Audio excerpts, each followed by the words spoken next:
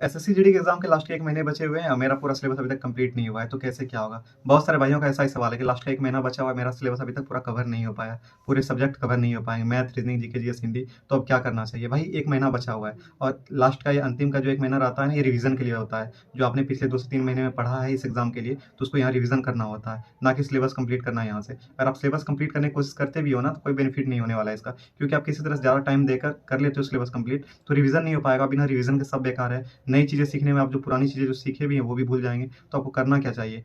भाई आपको मैथ में तो आपको पढ़ना ही पड़ेगा, क्लास लेना पड़ेगा। मैथ में आपने कुछ भी नहीं पढ़ा अभी तक, तो आपको पढ़ना ही पड़ेगा। उसके रिगार्डिंग मैंने एक वीडियो बनाया है, वहाँ देख लीजिए। मैंने सेलेक्टेड चैप्टर के बारे में बताया है, 10 चैप्टर का, जिससे कि आपसे आपके 10 से 12 क्वेश्चन एग्ज़ाम में बनेंगे।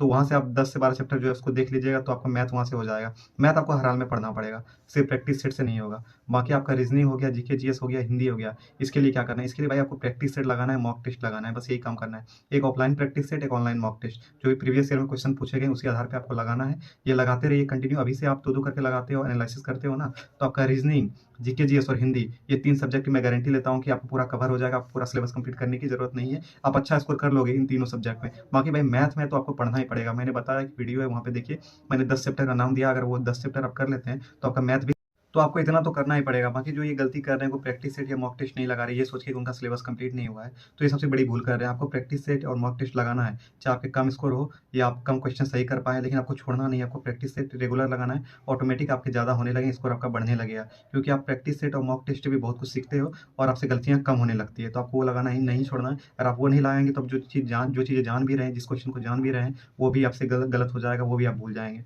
तो प्रैक्टिस सेट से आपका रिवीजन होते रहता है, आप नया-नया कुछ ना कुछ सीखते रहते हो। तो आपको प्रैक्टिस सेट लगाना नहीं छोड़ना है। बाकी अगर आपको कुछ भी पूछना हो, तो मेरे टेलीग्राम ग्रुप में जुड़ के पूछ सकते हैं। डिस्क्रिप्शन में मैंने लिंक डाल दिया है। जय हिंद।